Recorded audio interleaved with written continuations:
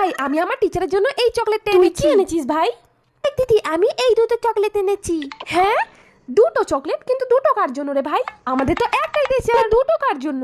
দিদি তুই ভুলে গেলি আমাদের সবার প্রথম আর সব থেকে বড় টিচার তো মা। হ্যাঁ ভাই, তুই তো ঠিক বলেছিস, আমার মাথাতে আসেনি। সবার প্রথম সব থেকে বড় টিচার তো মায়ের জন্য একটা গিফট আনতে হবে। চল আমরা দুজন একসাথে মাকে গিফট দেবো। আমি আরেকটা চকলেট নিয়ে আসবো, দুজন মিলে একসাথে মাকে গিফটটা দেবো। কেমন লাগবে? দারুণ হবে দিদি। ও মা শোনো, কি হলো তোদের? খিদে পেয়েছে? দাঁড়া খেতে দিচ্ছি, দাঁড়া বস। আরে না মা, সবসময় কি খিদে পায়? এই দেখো তোমার জন্য গিফট এনেছি। আমার জন্য গিফট? কিন্তু কেন রে, কি জন্য? আর এটা আমার তরফ থেকে মা।